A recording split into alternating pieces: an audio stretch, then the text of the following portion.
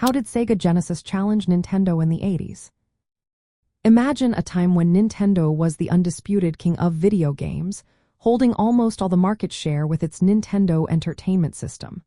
Then along came Sega, a company that was about to shake things up. The Sega Genesis, known outside North America as the Mega Drive, hit the scene in 1988 in Japan and 1989 in the United States.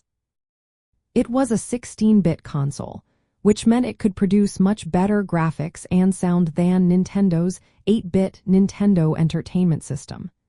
This was a big deal because it allowed players to experience arcade-quality games right at home. Sega's marketing was bold and aimed straight at Nintendo's audience. They used the slogan, "Genesis does what Nintendo don't," which highlighted how the Genesis was faster and more action-packed.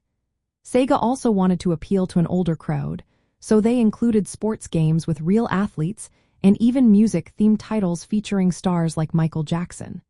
This gave Sega a cooler, edgier image compared to Nintendo's family-friendly vibe.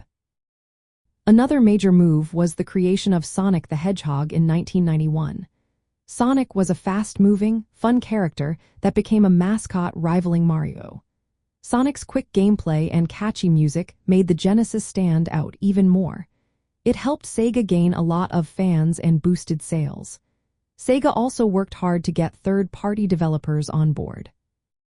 They convinced many game makers who had only made games for Nintendo to develop for the Genesis, giving players more choices. Price was another factor.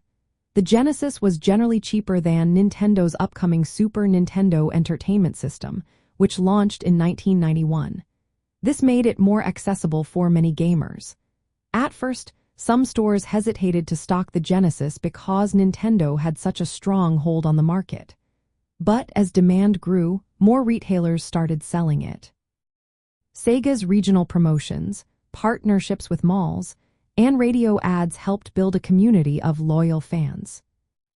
Even though Nintendo responded with the Super Nintendo, which had better graphics and sound, Sega's early start, aggressive advertising, and unique game lineup had already changed the game. The rivalry between Sega Genesis and Nintendo's consoles defined the late 1980s and early 1990s gaming scene, creating a lasting legacy of competition and innovation.